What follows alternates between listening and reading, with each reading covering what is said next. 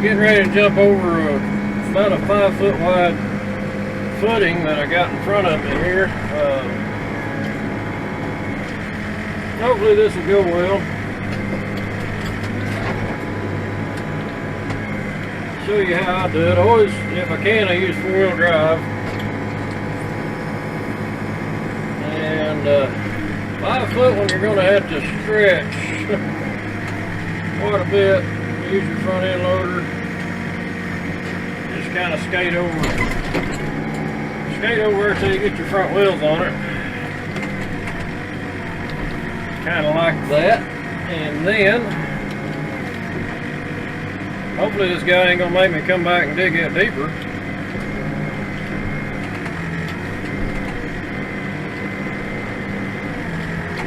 Pretty nice little footing job we got today. I'm going to get most of this building here done. Probably these guys got a lot of steel in. They're going to pour everything Friday, or what they can, and then I'll come back and start on another building over here. I think they got a safe room. This is a Votech school down here in Oklahoma City, so nice little job. Keeping me busy today anyway. A lot of these footings are 3 foot wide and 5 foot wide. There's a couple that are 2 foot. I think our safe room building's all 6 foot wide.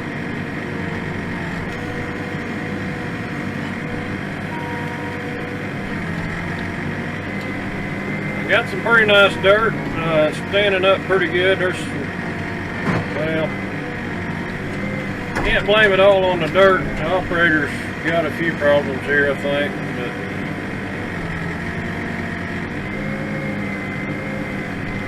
I think my grade man's ready to go get a beer. It's almost dark. He keeps tipping his finger up like it's time to get a beer.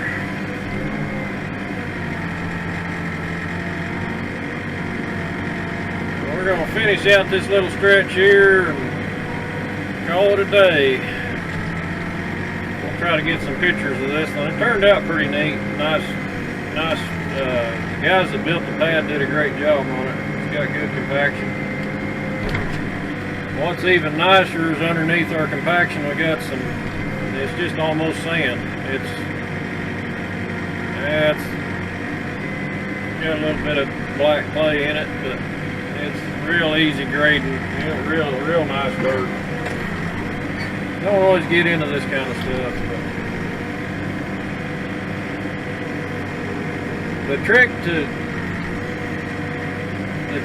digging these footings really straight is you need to have a really good straight line to begin with. That's step one. Step two is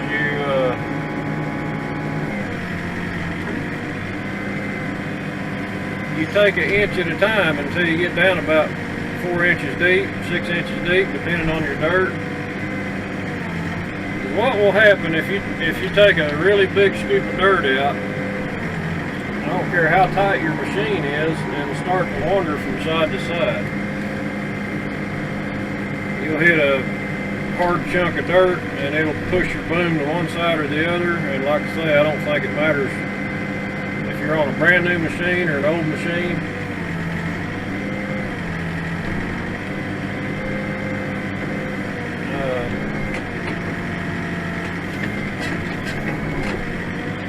Then the next step is, well, I guess I should have said step two is you got to line up with your line. You need your backhoe directly in line with what you're digging. And if you're out an inch, your backhoe is going to be out an inch. It should dig a straight line from. It should dig a straight line from wherever you put the bucket in the ground to where you pull it out of the ground.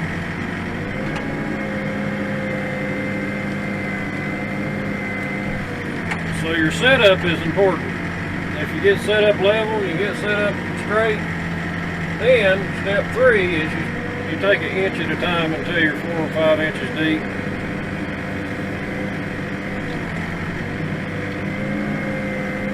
This footing here, I'm digging a 30-inch bucket, and so I'll dig down the grade, then I'll move over and I'll dig the 6 inches. Now the 6 inches is the tricky part, because you'll hit soft spots and hard spots, and so it's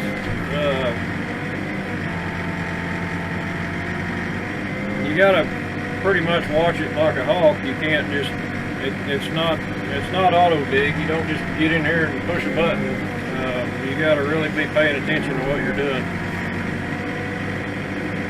These guys are measuring the ditch, and they get on to me if I'm an inch over or if I'm any under. They like to stay right at 3 foot or 5 foot.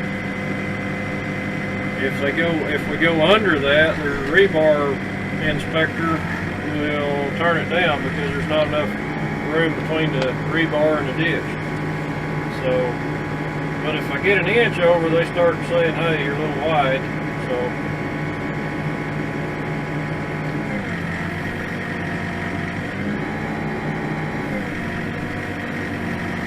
all day long I got somebody telling me I'm either too deep, too shallow, too wide, too narrow. I am living the dream, man. This is what a backhoe guy does when he's not working on his stuff. He's out here trying to make a little money so he can fix his stuff. But I like it. There's probably easier ways to make a living.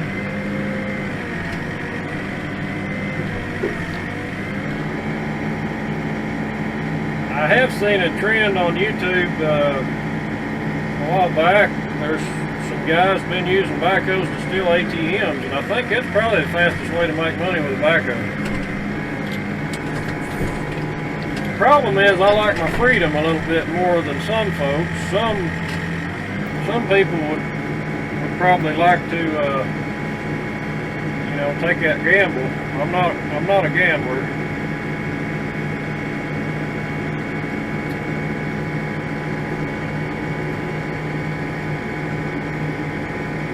I don't know how much money's in an ATM, but I bet if I robbed one, it'd be empty.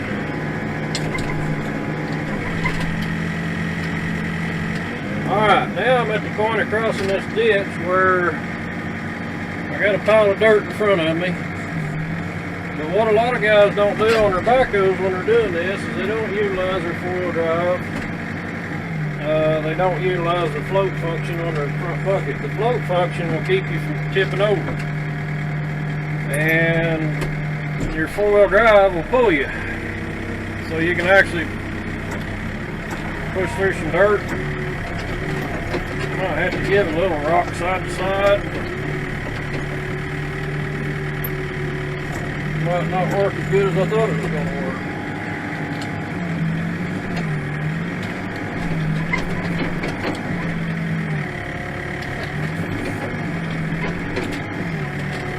We'll get there.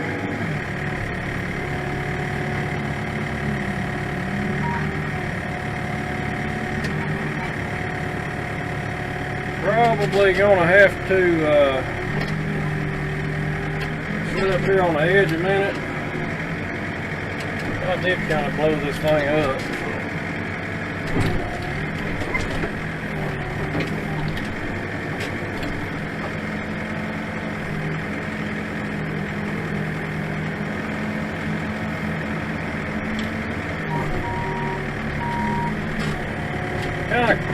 Kind of caved it in a little bit.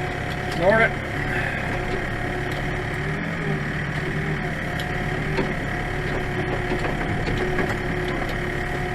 It would have been nice if we'd moved that dirt out of the way. There we go.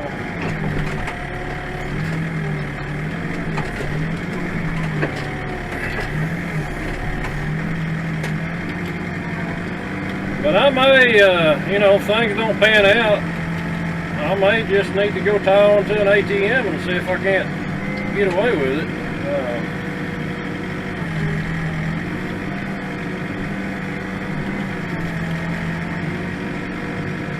It looked to me like it does a pretty good job. The old boy just, I think they just, usually they steal the backhoe. It'd probably be better to not use my own. Might be better to borrow one from somebody else and then bring it back when I'm done. But I kind of think that might be where the money's at in the backhoe deal. You can be in and out in a flash, man. You just go in there and knock it off the base and tie a chain on it and leave. Might need some help. I don't know if you need help to do that or not. If any of you on YouTube got any advice for somebody about that, well, you might let me know. Give me some pointers before I jump off into that.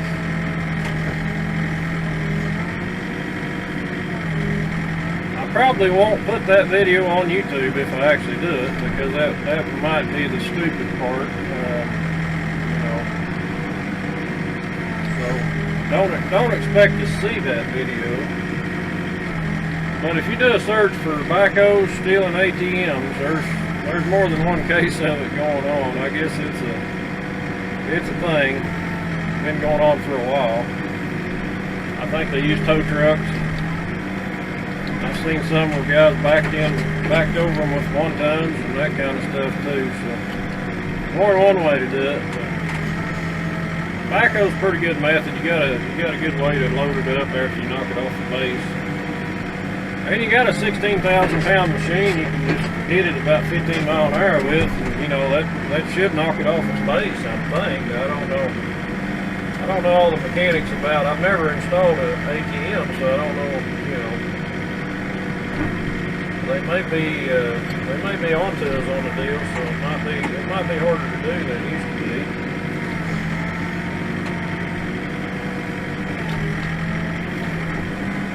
Some people will do just about anything to get away with not working, and usually they end up in prison.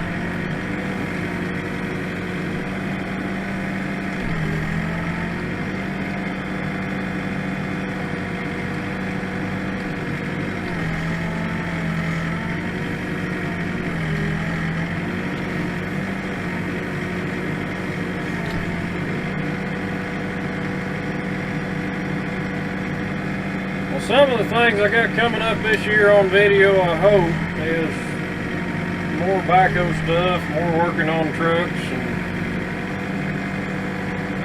backhoes. I'm going to have to do some bushing replacements on this backhoe this year. Get this guy to shoot a grade for me. One of the things I set a goal for last year, and I didn't quite make it, was I was going to get everything on the farm running that I got out there, and I got the grader running. That was something that I wasn't, that was one I kind of got done without even really thinking it would get done.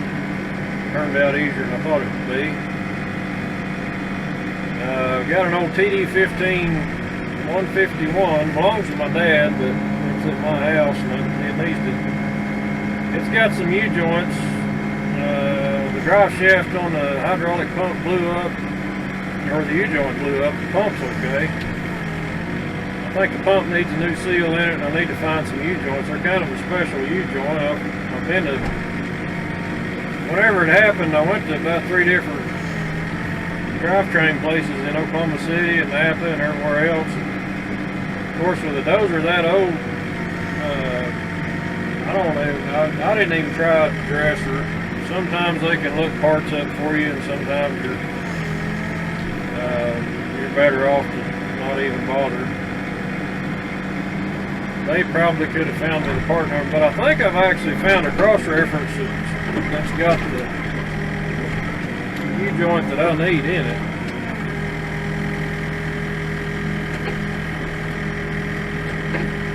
Good grief.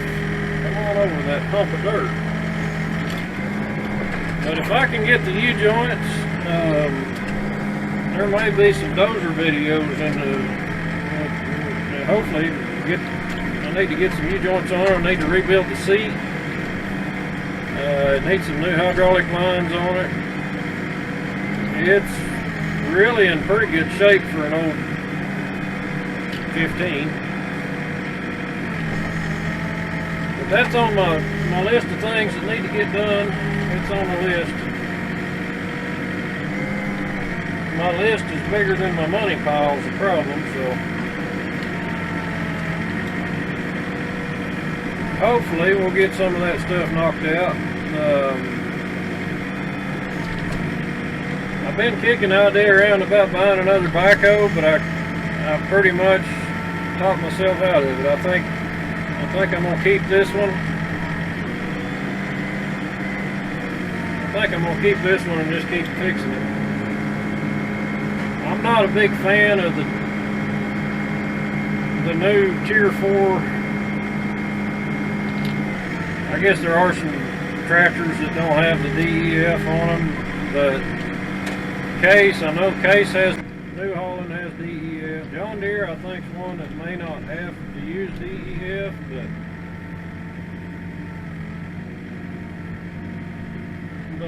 I just can't get excited about an engine that I can't work on without a computer code reader. So this one here's got 8,000, almost 8,400 hours at this point, and she's still running pretty good. I've got a few things that need to be done on it, but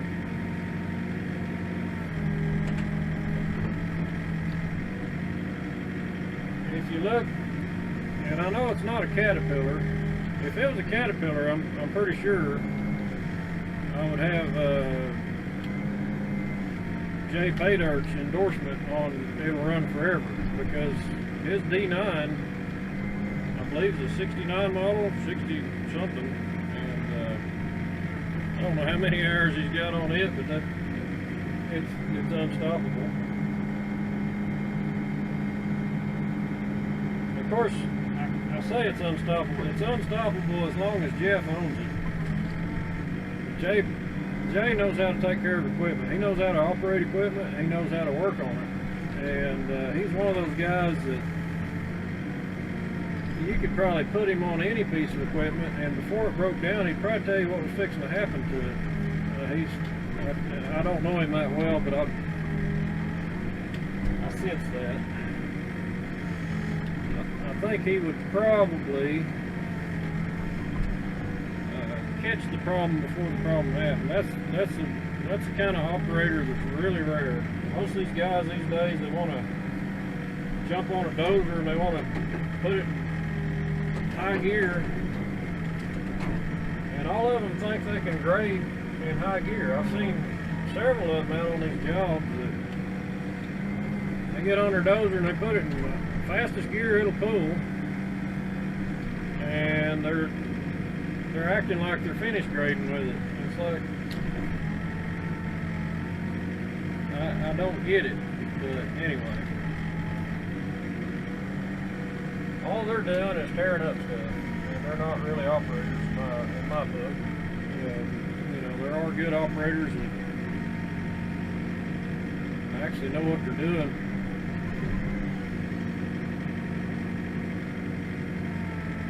But anyway, if there's any hope for this backhoe making it, I'm gonna try to run it for a few more years,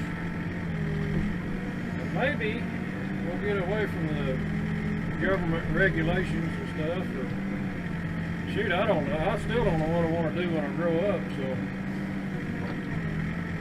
I may need to sell my backhoe anyway. Who knows? It's awful handy to have around, though. But that's what I'm thinking this year. I got a lot of people that like my welding videos better than my dirt working videos. I don't know if I'm not in with the right crowd yet, or I'm just not doing it right. But I'm gonna keep trying on that. I'm gonna see if I can't figure out a way to